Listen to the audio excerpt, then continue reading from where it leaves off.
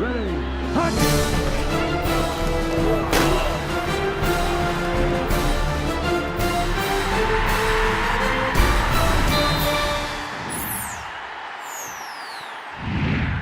From the Opepco studios in Oklahoma City, this is an OU update with Mike Baldwin. I'm Jenni Carlson. Mike, the spring is over for the football team, but it was kind of fun on Saturday. We got to see some guys, including Trey Metoyer. He was all the buzz after the scrimmage. What'd you think of him? I think he's the real deal. As you saw in our roundtable where we went back and forth, who's going to be the best receiver? Who'd I pick? I picked a guy who hadn't even played a game at Oklahoma yet. And part of the reason why I feel that way is, one, the comments you hear in interviews. We don't get to see practice, but what we did hear from people all along was if he get his hands on it, he's going to get the ball. He's big, he's strong, has pretty good speed.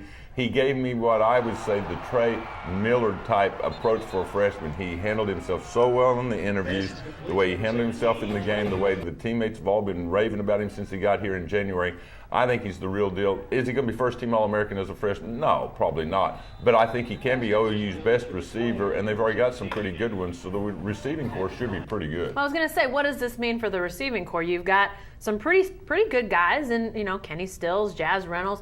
They've got some talent. What does this mean for the passing game and for the Oklahoma offense overall? Well, Ryan Broyles, as we saw, when he was around before the ACL injury, that offense was really clicking most of the year. Even the game they lost against Tech, is one of those, ended up being a shootout. The offense had its role in that loss, but the offense was really clicking because Landry Jones could pick any of the wide receivers he wanted. The running game was pretty good complement. Well, now you got a full complement again. And remember, they have a couple good running backs and wide receivers coming in this summer.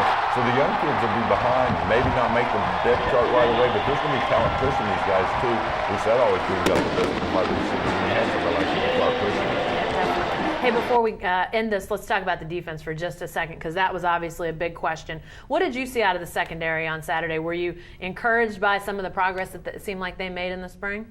Well, I really felt that all along everybody said they gave up way too many deep balls last year. The preseason number one didn't end up preseason number one. 3 conference losses for only the second time in the last 10 years under Stoops. The reason was the secondary, which was supposed to be a strength, was a weakness. They got the one deep ball, and even that came on a broken pass to poor Javon Harris, who got burned time and time again in the Baylor game. He got burned on the one Blake Bell rolled out of the pocket, hit him deep. But for the most part, the secondary kept people in front of them. Overall, remember now, the offense had 18 possessions, scored 2 touchdowns. The last one at the end that won the game, and in that scoreboard way they did it. It was with the third and fourth team out there. So the first team defense, I thought, played pretty well overall, especially with most of their D linemen not playing in the game. All right. Thanks, Mike. Be sure to stay with the best coverage team anywhere at newsok.com and every day in the Oklahoman.